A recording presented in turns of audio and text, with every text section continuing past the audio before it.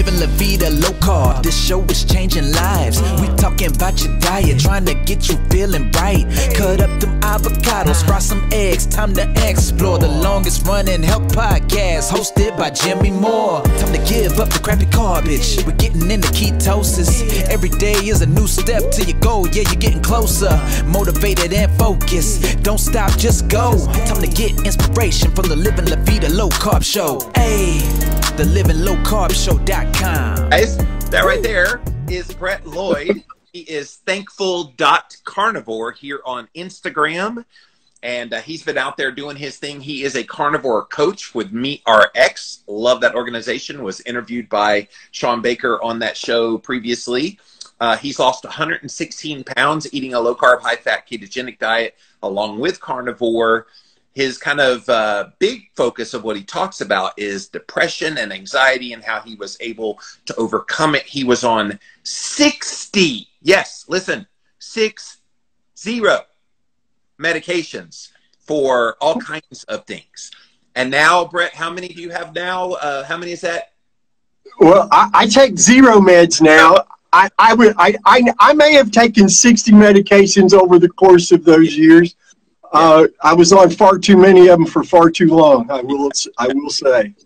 So he is a huge advocate of changing your diet, changing your lifestyle in order to not just lose weight, which you did a remarkable job with, but healing from the inside. And that's what I want to focus on with you, because yes, there's this phrase out there, the hashtag meat heals, and it's kind of a throwaway line for some people, not for people like yourself, because it is powerful. Tell us your carnivore journey, anything you want to share about that, and then we'll delve into other topics. Well, the Reader's Digest version of my health story, I was born and raised in a standard American diet home, textbook on paper. It was perfectly done because my parents had this enormous vegetable garden. We had fresh vegetables year-round. Oh. Either picked that day or canned. Oh, so when you say standard American, you mean standard American healthy diet, because the standard... Yeah, exactly. The healthy one. Standard American is a junk food diet. So there is a standard American diet, and then there's the standard American healthy diet, the low-fat, high-carb, lots of fruits, lots of grains, blah, blah, blah. So we had plenty of meat. And, you know, you had, if you took a picture of our meals every night, it would look like, you know, that pyramid in perfection. Plenty of meat, vegetables, fruit, bread. You had, you know, your grains, all this stuff. Well, out of the 4 of us, my mom suffered a number of autoimmune issues throughout her life. She's still with us, thank God. My father passed away last year after 20-plus years with type 2 diabetes. He also was a prostate cancer survivor. My little baby 6-foot-tall sister suffers from IBS and ulcerative colitis. And I suffered for over 40 years of chronic mental illness following the healthy standard American diet, which was anything but for us. Yeah. And the only thing that kept me from getting sicker sooner was I was an athlete. Very committed athlete at one time, and but I know now with a clear mind and looking back over my shoulder with some education and experience that I started experiencing symptoms around the age of 15, and that hindered sleep deprivation, unusually explosive responses to negative stimuli, being angry all the time, like all the time. I was voted class grouch and senior superlatives, for instance. And, you know, at the time I was really annoyed by that. But then years later, I'm like, yeah, I deserved every bit of that. I was just angry all the time. I had a complete dissatisfaction with life and everything. And then I would come up with these crazy delusions. You know, Jimmy, if I just had this coffee cup, my life would be complete. Everything would be better, and I would be happy. Yeah. And I would drive my family crazy and put them through crazy gyrations to get this coffee cup. Get the coffee cup, and I'd have it for 10 minutes, and I'd find 100 things wrong with it. Yes. And that just accelerated and accelerated throughout the years. I had a budding career in psychology that I self-sabotaged with my own mental illness that, interestingly, none of the professionals that I worked with could pick up on, which I find remarkable. A lot of people that have those kinds of issues, they do hide it well, even from so-called professionals who should know how to identify those things. I guess unless you were their patient, they couldn't really like dig in like the way they would need to. But wow. So you talked about the medications over the years, upwards of 60 throughout the course of your life. Talk about some of those medications you had to go on. Was it like Paxil and Zoloft? And I'm sure I'm going to name all the ones you have taken. You named a couple right there. I was first officially diagnosed in 1990 at River Park Psychiatric Hospital. My life became unmanageable, and I committed. I voluntarily entered that place and was given the diagnosis of major depressive disorder, and they sent me out the door after 16 days because insurance. Wow. Put me on Prozac, which was very expensive. I took that until the samples ran out, and I just couldn't afford it. But then fast forward to about 1995, I started having these horrible panic attacks. Like once I rode the ambulance to the ER. I was so convinced I was having heart trouble, which thank God I wasn't. Now I know it was anxiety. Yes. A physician in Newport, Tennessee said, if you don't start taking meds soon, your life's going to become very uncomfortable. And so I started Prozac and stayed with it. I took Prozac as prescribed for over 23 years. How did you afford it? And how did I afford it then? Yes. I did without a lot of things in order to make sure I had it. Man, that's what so many people do, Brett. They do without, all at the holy grail of thinking, I have to take this pill in order to be healthy. And it kind of, in hindsight for you, probably makes you a lot upset when you think about it deeply, of all those 2+ decades you had to take this pill that was sacrificing parts of your quality of life, all at the holy grail of, this is the health answer. This right here, this little pill you stuck in your mouth every day, when you could have been buying ribeyes with that same amount of money you were spending on the Prozac. Oh, mercy. I try not to dwell on that very long because all it does is piss me off severely, and it doesn't help me. But you're right. It is very frustrating. And Prozac, for a time, my quality of life was better, but not immensely so. I met my second and final wife, God willing, who I'm still married to.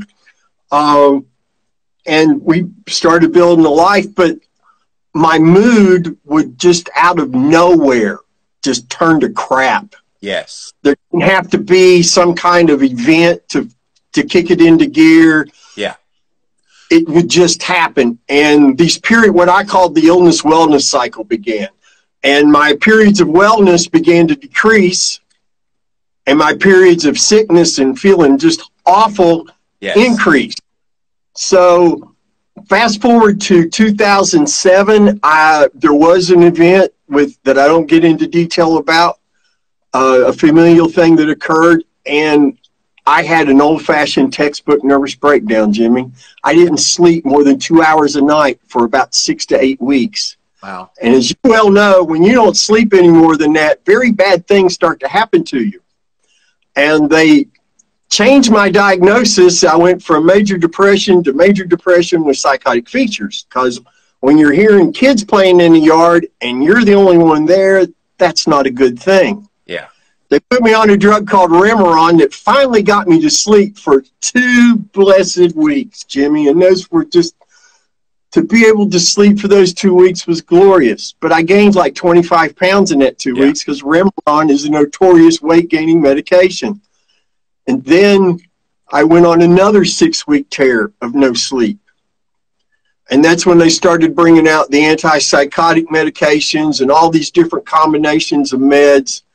Ultimately, by the end of the year, it was a drug called Symbiax, which is a combination of an antipsychotic with Prozac. Yes. I was on Ativan for anxiety, which I took as prescribed for 8.5 years. And then they put me on trazodone for sleep, which I took for 8 years just to go to sleep, even though I woke up with a drug hangover every morning because of that. And that was a standard cocktail for many, many months, but it stopped the descent of my mood, which was really getting scary. But my quality of life was horrible. Yes. That Symbiax was so sedating. I would sleep 12 hours a night and then have to take 1 or 2 2-hour naps during the day. I basically lived like a lump for a year. Yeah. And at the end of 2008, I'm like, I can't do this. I've got to change my thinking around. What happened, happened. I can't fix it. I need to accept it and move on. And so I mentally just started telling myself I'm going to get better. But I noticed how much weight I gained. My wife said, try this Atkins diet. I hear a lot of good things about it. Now, I'm a musician. I was never a nutrition anything. You know, food was fun, fuel, and let's do what we're doing. It wasn't something I thought about all the time. Right. But I glanced at it as a crazy person would. Okay, don't eat potatoes, don't eat bread. I can do that. Eat a lot of meat. Cool. And I lost 35 pounds, Jimmy Moore, just like that. Yeah. And my mood got better. Yes. But at no time did my wife, myself, or my doctor attribute that improvement in mood Connection to the diet. I thought it was because I was changing my thinking up here. So, Brett, was it in 2008, 9? When was this? The end of 2008, going into 2009. So, and go ahead. Oh, I'm sorry. No, I was just going to say, in 2009, I had a great year. I got to go to my 30th high school reunion after not touching my instrument for over a year. From being so sick and emotionally frayed, I was able to start writing music again. I wrote 2 faith-based albums, started performing and speaking in churches. I was doing what life was good, but at no time did we attribute it to the diet. And then in May of 2010, I was like, Jimmy, you know, I miss ice cream and cake a lot. I'll just have me some ice cream and cake, and if I get heavy again, well, I can always go back on Atkins. And then in July of 2010 is when the bottom really fell out. I'm at Mass. Very important to me being at church. And I'm hit with this red alert feeling, this thought that if you don't get out of here right now, something really awful is going to happen to you. Are you tired of playing the mask game? Me too. That's why I wanted to tell you about the Unmask. This is a breathable, completely breathable. It covers, you can't even see that it's breathable, but it's breathable. Whether you're going on a plane, having to go into a store and wearing this thing, playthemaskgame.com is how you can get this mask. They come in all kinds of colors and everything. In fact, right there, you can see right through it what it is, but when you're wearing it, it does not look like it's anything different, but it's breathable, baby. Playthemaskgame.com. And I did something I haven't done since, had never done prior. I ran out of the church before communion, hopped on my motorcycle, and was home in 15 minutes, curled up on my couch, bawling like a baby, no idea why. Yeah. And now I know it's because I reintroduced all that garbage back into my diet, but then I was oblivious. My doctor was oblivious. No medical professional ever said to me, well, have you thought about changing your diet, Brett? Nobody ever did. They don't make the connection. And so because they don't have the training, this is another thing I try to harp often in my own work is, look, if you go to your doctor for nutrition advice, that's like going to your plumber about how to fix your car.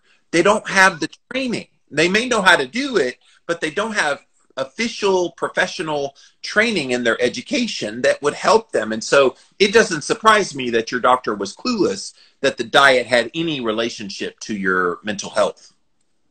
So from the July of 2010 to January of 2015 was just a horror show, just an absolute horror show. Then they started throwing all kinds of meds at me: Seroquel, Abilify, Lamictal, every version of SSRI. I mean, Wellbutrin.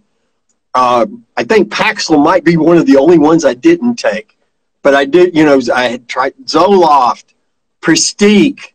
I mean, the list goes on and on and on. And the same thing would happen. There might be a few days, a few weeks where things stopped getting worse, but nothing got better. And I just got more obese and crazier. So much so that January of 2015, Jimmy, I'm only 6 foot tall. I weigh 289 pounds. The last psychiatrist I'll ever have, not named Georgia Eade or Chris Palmer, told me, you seriously need to consider electroshock therapy and or a long-term hospitalization. You're not the only one I've ever had on my podcast say that. I had this guy on last year who went through a lot of similar things, not as long as you did, but for a period of time in his life, named Nathan. And Nathan said the same thing, that they recommended the electroshock therapy because all the drugs, it wasn't helping enough. So they had, and he actually did it and went through that, and it was like, it was brutal.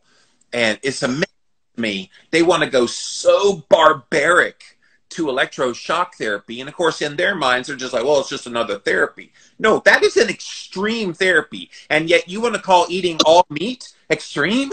Come on. Seriously. But see, I'd had the good fortune, as it was, that when I was a patient in the hospital all those years in 1990, they did electroshock therapy there. And I saw a lot of geriatric patients who did that. And I saw them like 30 minutes afterwards. You're not doing that to me. There was nothing about those gentlemen that showed any signs of therapeutic value. Yes. It was just, it looked like they looked like they were dead corpses that just hadn't stopped breathing yet. That was no part of that. My concern with the long-term hospitalization was I had a genuine fear that I might go in and never get to come out. Yeah. That is. Now here's where things get a little different. A friend of mine, I was still writing music through all this madness, still releasing independent albums, but I had this batch of songs I couldn't sing, and I put an ad in Craigslist, and I had this lady, extremely talented woman named Kimmy Wade, who bears mentioning, because without her, you and I aren't having this conversation.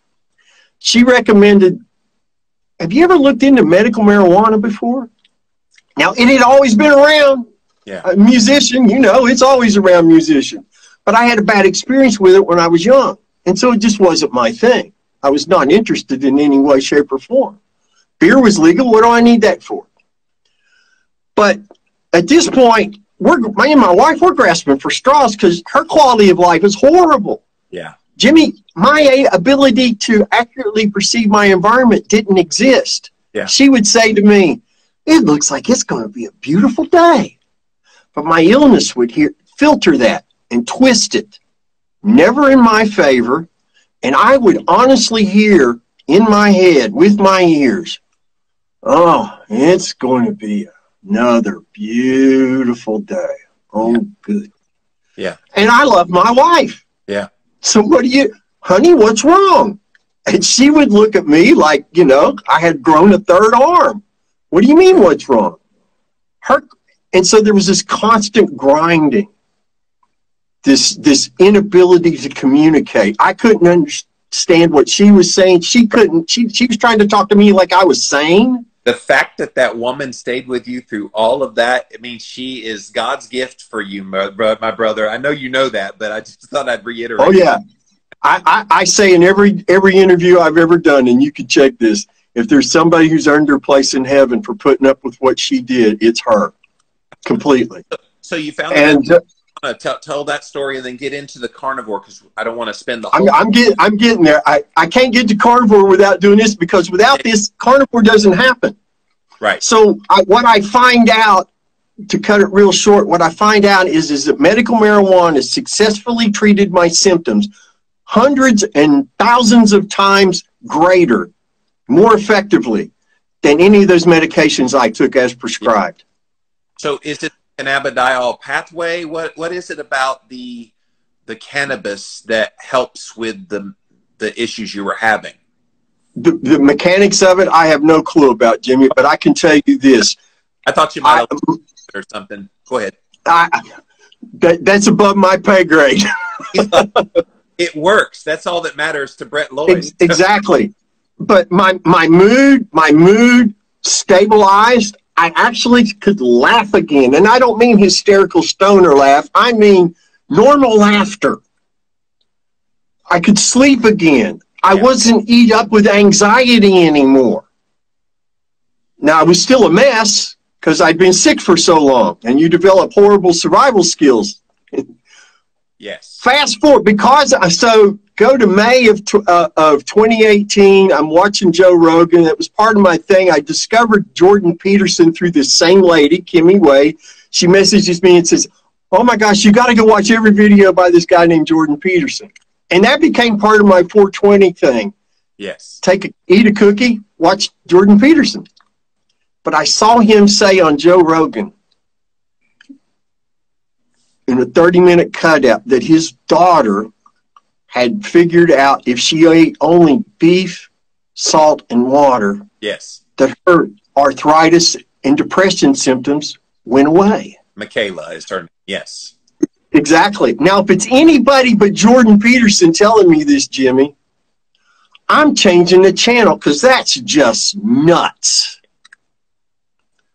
But because it's this man I believe has incredible integrity, and part of his deal is talking about the importance of being honest and not lying. Yes.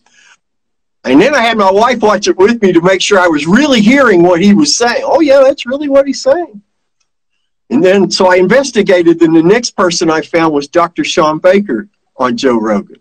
I've heard of. And again, you had this incredible human being with incredible integrity. Then I found Amber O'Hearn next. And she talked about in a keto talk from 2017 how we literally as a species came down out of the trees eating meat and drinking water.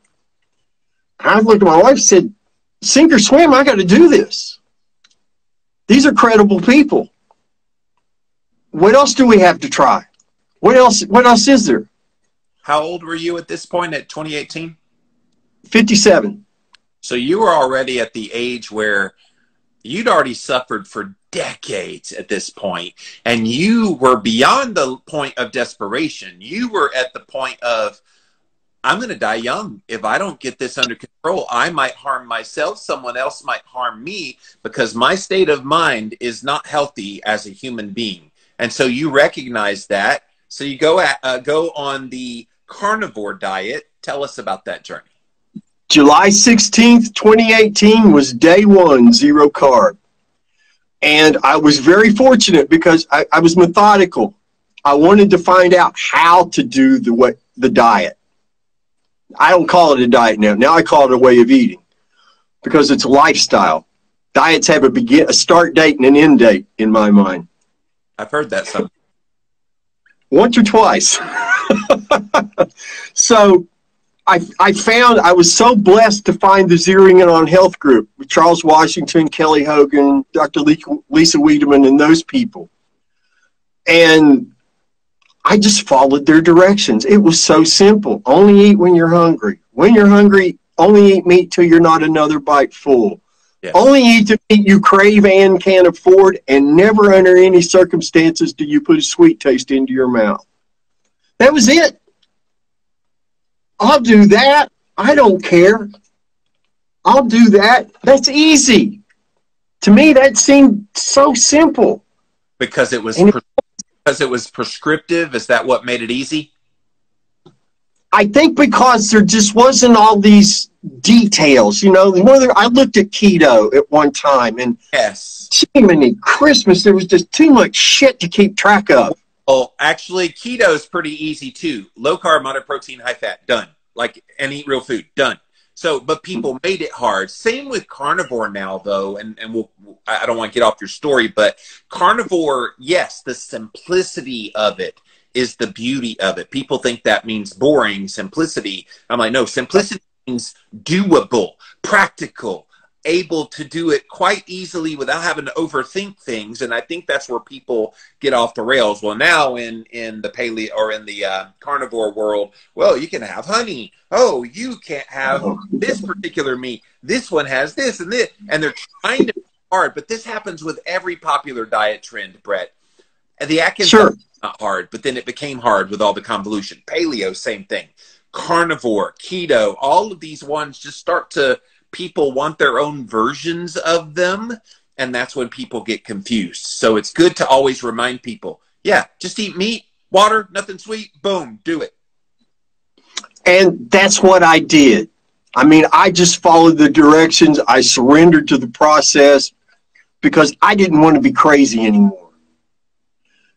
10th morning, I woke up, Jimmy, without joint pain for the first time as an adult. Wow. Now, I had never been diagnosed with arthritis. I never thought of myself arthritic. I had aches and pains that I thought were normal for living 57 years. Yes. You know, and as a musician, I was one of those guys, I would check the tables in the club before the gig, and I would jump up on tables and do entertaining kind of things. And sometimes those tables weren't very compliant, and table went out from under you, and you protected your instruments, sacrificed your body, and kept rocking and rolling. Yes. And if you looked like a question mark the next day, hey, that's rock and roll. Who cares?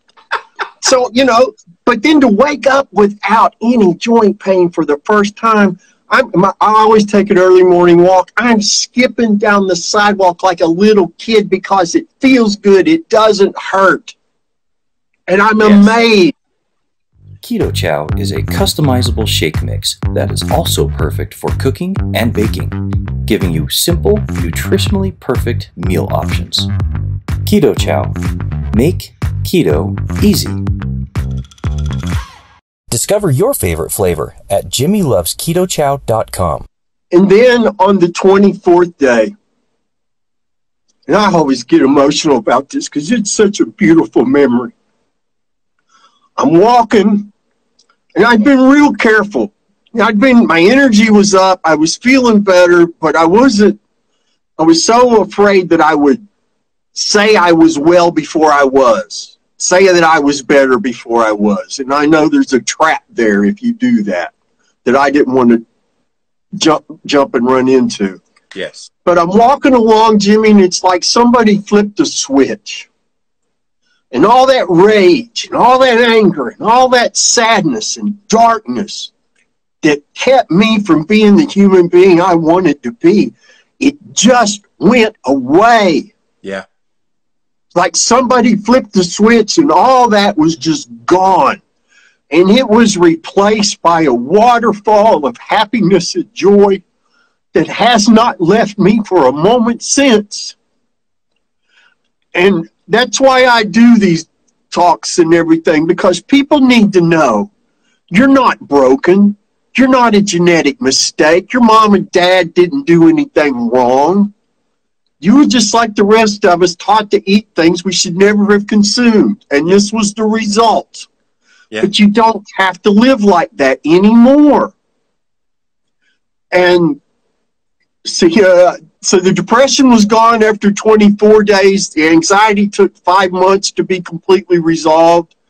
And the insomnia went away on a steady decline over a 10-month period. And I've been symptom-free completely ever since. And every day is a joy. Every day I experience effortless daily happiness, which Ken Berry and I talked about, because I was like, I asked him, I said, I have a theory, Doc. Hear me out.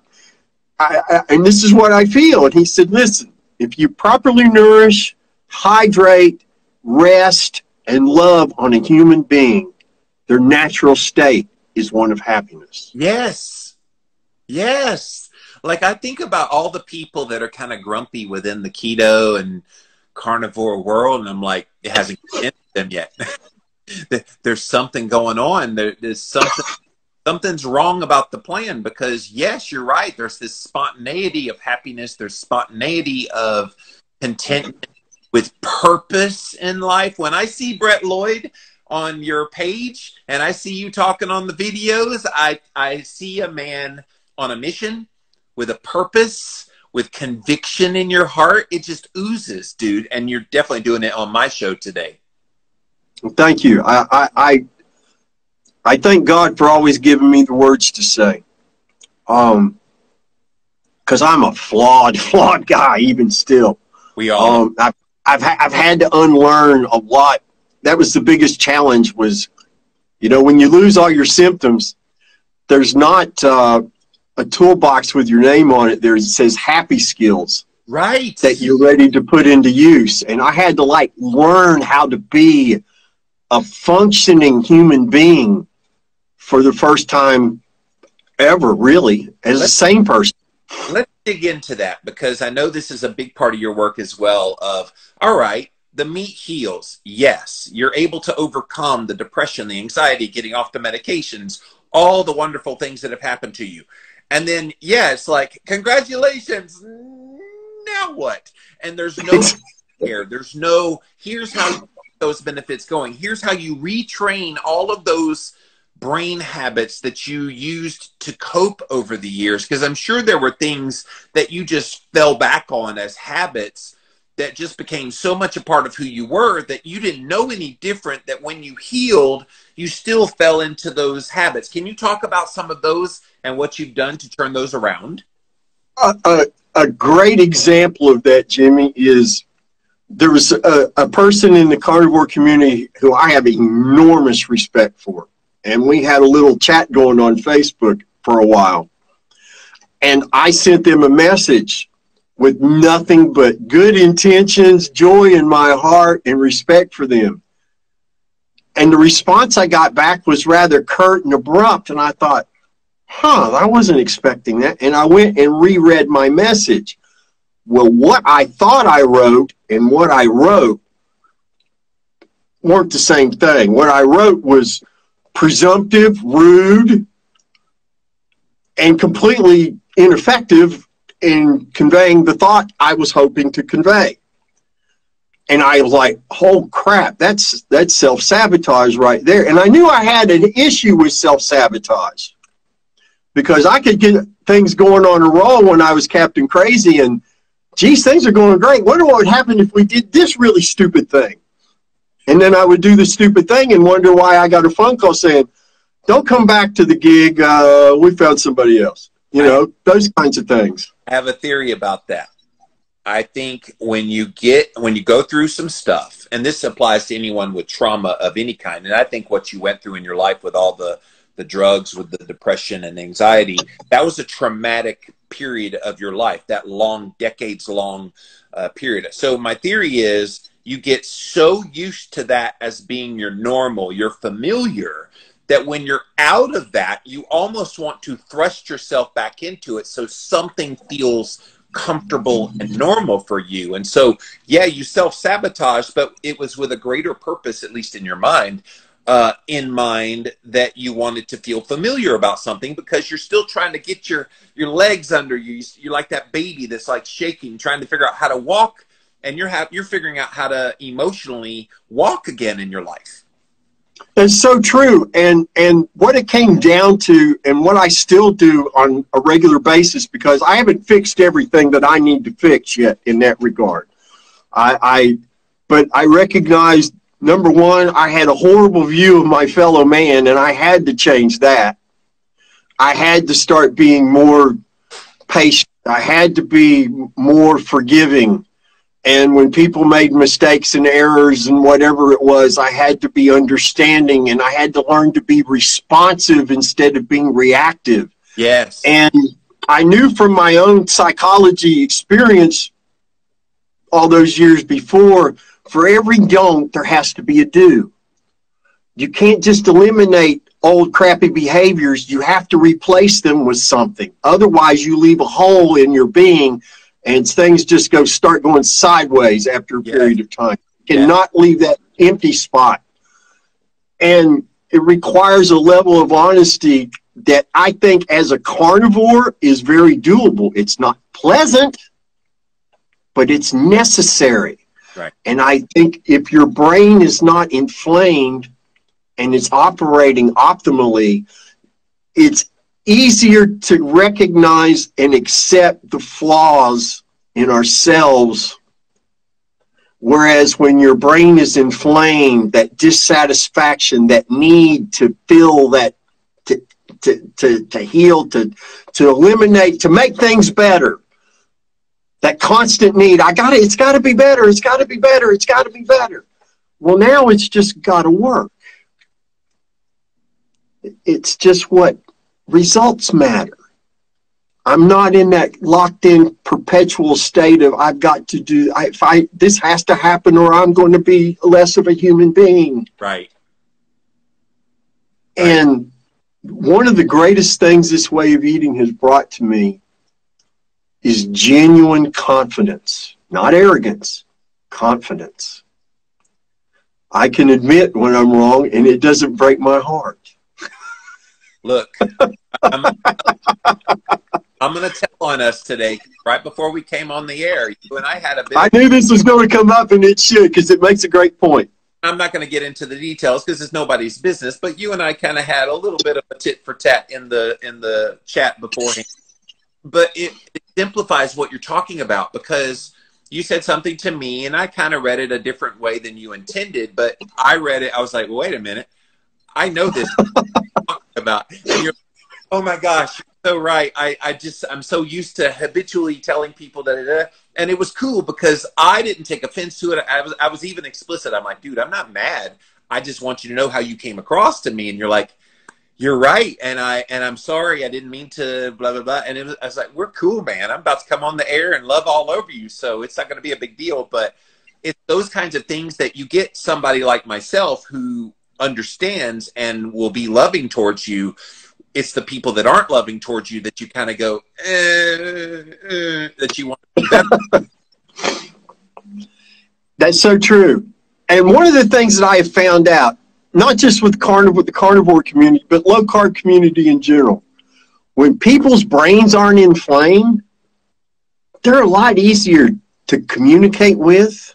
They're more pleasant to be around. Yes. I seriously think that if Western society just went low carb, 90% of all the hatefulness and rage would just evaporate into the mist. Yes, there would be no haters, no trolls, no school shootings, no crazy people out there doing weird things in the culture. Like and I've said this for many years, Brett, long before I knew you, that I feel like a lot of the mental health issues that require medication could easily be resolved with adequate fat and protein fueling people's brains better. And I don't say that condescendingly. I just say that of how simple would it be to shift people off these very expensive and, let's not forget, profit-making for these pharmaceutical companies drugs. You're talking about the Prozac being expensive. That goes in the coffers of whoever the manufacturer is of Prozac. And I think if we could reinvest those funds into animal-based foods, getting backyard chickens, getting your own goats, and all the things that would make you actually healthy, we would have so many quality of life things change in America. We would have new innovation of people that now their brains are working properly. They can think of ideas to start new businesses, to be successful. It seems so reasonable. Why isn't it happening? Because it would eliminate revenue streams that certain people don't want eliminated. I mean, stop and look at it, Jimmy. And this is not conspiratorial at all. This is just real life. You look at that standard American diet pyramid. It's a recipe for metabolic disorder. Yeah. It's a recipe. It's a guaranteed recipe to make people obese. Right. To make them inflamed. And then you're addicted. You know, once you're a carb addict, you know, then they prey on you, with items that are supposed to be healthy and or nutritious, that all they are is genetically or fixed in a lab to hit your bliss point 2 or 3 times while you consume it, so that you keep coming back to it because you're addicted. The thing about the dietary guidelines is they were never about science. They were never about health. They actually started, and my friend Michelle Hearn actually wrote this on her Instagram page yesterday. She put up a little fact about how 2 Harvard professors were paid off with the equivalent of around $50,000 cash to keep quiet about the damaging effects of sugar because they were trying to vilify fat at the time, and so they did. Well, one of those professors ended up being on the pre-council for what would become the very first dietary guidelines for Americans. And then simultaneous to that, I added this on her post. Coca-Cola started this medical advisory committee that then became the members of the Dietary Guidelines Advisory Committee. And even last year, the 2020 version that came out, 3/4 of the members of that Dietary Guidelines Committee were bought and paid for by Coca-Cola. And we wonder why the nutrition advice is so crappy. They have no health interest in mind when they are promoting that dietary guidelines, which is why I tell people, rip it up. Don't even show it to your kids. Don't do nothing with it except maybe wipe your butt with it. There you go. That's all it's good for, man. I agree with you 100%. And the more I have learned about that really, you want to talk about what make me angry, thinking about that. You know, the fact I got to help take care of my dad the last 2.5 weeks of his life in home hospice. And to see the end game of type 2 diabetes, you know, the kidney failure, the dementia, that just doesn't get talked about. And I kept racking my brain for a way because I'm like, people need to see this, but I couldn't think of a way to record it, video what I was observing, and then share it without messing. I didn't want to mess with my father's dignity. Yeah. His last days. I didn't want to do that. But it's a horror show. And I think if more people saw and understood, you don't have to endure this. It's reversible. Type 2 diabetes is not forever unless you choose to make it so. Yes. Arthritis is not forever unless you choose to make it so. Yes. Mental illness is not forever in most cases unless you choose to make it so. I have family members suffering from IBS. They eat their breakfast in the morning, and then they have to wait and see if their bowels are going to betray them or not before they can go to work. I'm like, you could eliminate that. You don't have to do that. But their minds are closed. Oh, my doctor says, and the research says, and I'm like, oh. Yes, the complicity in the enablers of the bad behavior. That's what makes me upset is you've got doctors who they trust. You've got people in their life who they trust, dietitians, public health leaders. They all want to just blindly trust them without doing their own research. Thank God Brett Lloyd did his own research, had this friend that told you about medical marijuana, which then led you to Jordan Peterson, which led you to Joe Rogan, which led you to MeatRX and all the things you're doing now as a coach. I'm sure your clients in your coaching services, they have to be like, all right, if you overcame all that, I'm going to be okay. Like, you have to be such an inspiration to them. I just try to convey what I do, you know, and I always go back to those directions because I follow those directions to the letter today. Yes. And you know, if you follow the directions, you get to reap the rewards. And a lot of people, you're right, most of the people who book me for coaching sessions also suffered from mental illness. And they're at different stages. A lot of them are much sicker than I was. Yeah. And it takes time for them to heal. And when the mentally ill person, I always know when they're sincerely sick because they want to know, the first question is, how soon will I start feeling better? Yeah. They're not interested in anything else. When will I stop feeling like this? And, you know, you have to explain the process. The body heals on its timetable. I can't give you a date and time. It's different for everybody.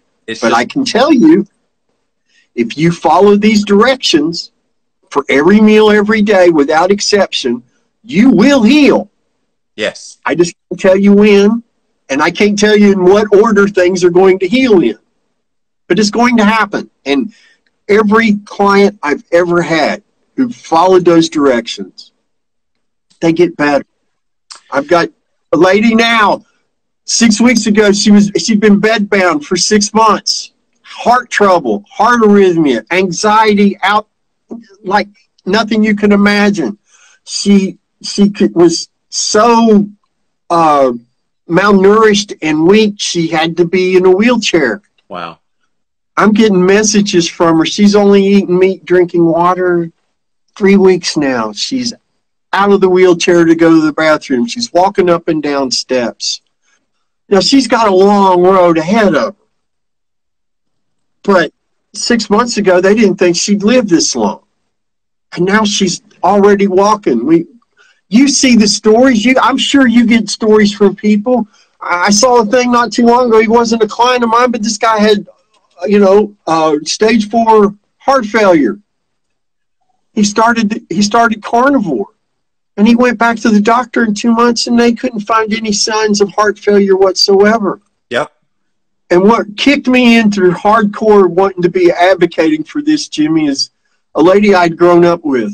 She's a few years older than me, messaged me. I'm just 2 months into carnivore, and I'm only talking about it as I understand things on Facebook. And I still don't know anything. I'm just following the direct. I don't know why it's working. I don't know how it's working. I don't care. This is what's happening. And she messages me and she said, I've got primary progressive multiple sclerosis. They told me it's never going to go into remission, and I'm going to spend most of the rest of my life in a wheelchair, and all these horrible things are happening to me. What are you doing? Yeah. And I just told her. Well, yeah. I just gave her those directions. She messaged me 2 months later. She said, I fired that neurologist. I'm completely symptom-free today. Yes. And I'm like, okay, God, I get it. I'm a little slow, but now I understand what I think you want me to do. And yes, I haven't stopped sharing since. And I'll not stop sharing until my last breath, because this is just too important. And when everybody who's heard my story that needs to hear it, then I can go back to just being a guitar player again. Which will never happen, because you're a carnivangelist now. A carnivangelist. We're going to coin that for you. Okay. I appreciate that. As long as we don't take a collection at the end of my talks and interviews, it'll be all right. Kumbaya, my Lord. Pass the plate, everyone. Have you experienced the dreaded keto flu? Did you know that most of these symptoms are actually due to your body dumping excess electrolytes? This is where Element comes in.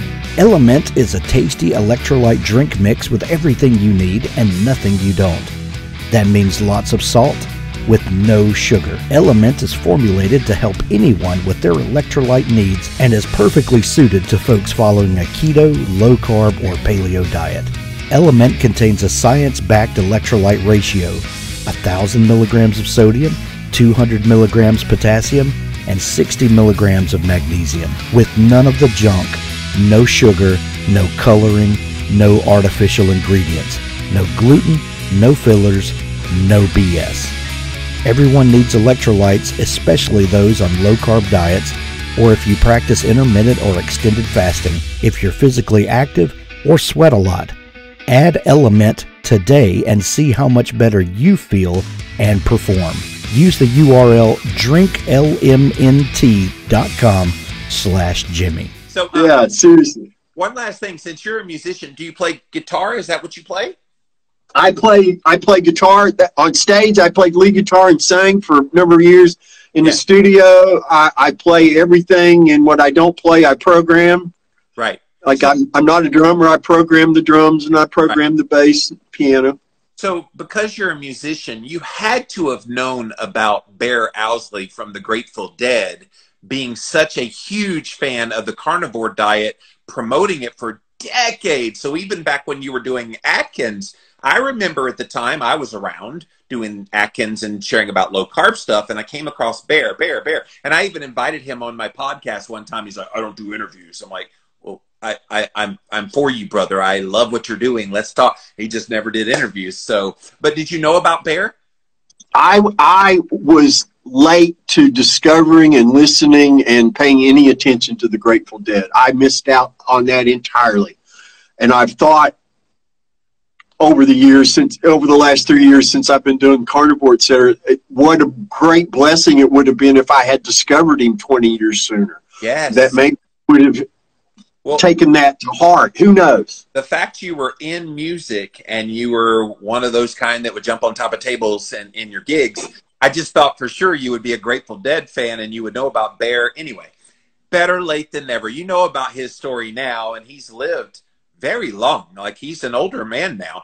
Well, he died in a car crash, actually. Yeah. He was 76 years old. His diet didn't kill him. No. Yeah. Funny enough, it wasn't the ribeyes that killed him. Yes. Brett Lloyd is his name once again. And go check him out. Thankful.carnivore over on Instagram. And he's got lots of great information there. His link tree, you can go and look up all the things that he's doing. You can hire him as a coach for you to talk about carnivore and anything you want to talk about. He's also got these Meaty Tea t-shirts that are pretty cool. Go check out his Meaty Tea t-shirts over at his Cafe Press there. That link is in there as well. And yeah, dude, you're doing all kinds of great things. Thank you. Thank you for who you are. Thank you for the human being you are. Like I said, when I see you on screen and you do these videos, you do really close-up videos when you but when you do the videos, you're just like, you exude this eminence of joy and happiness that if people didn't know your journey of how you got there, they'd be like, oh, wow, look at that happy man. They don't realize the miracle you are, that you're the way you are today. So thank you. Thank you so much for all you're doing, and keep up the great work. Thank you so much, Jimmy, and right back at you. You are an icon of sharing the truth about appropriate human eating, the effects of it, and I just love your style of writing. I'm late to the Jimmy Moore fan camp, but I am fully on board. Keep doing what you're doing, and we're going to help as many people as we can until we both take our last breath. I have no doubt. Get inspiration from the Living La Vida Low Carb Show. Hey, the livinglowcarbshow.com. Real Good Foods is one of the fastest growing frozen food companies in the U.S. Everything they make is nutrient dense, high in protein, low in carbs, and made from real food ingredients. They make food for every occasion: breakfast sandwiches, poppers, enchiladas, entrees, and pizza. So whether you're on a keto diet, trying to cut back on your carbs, or just trying to eat healthier, they make super convenient and tasty options. RealGoodFoods.com and @RealGoodFoods on social media.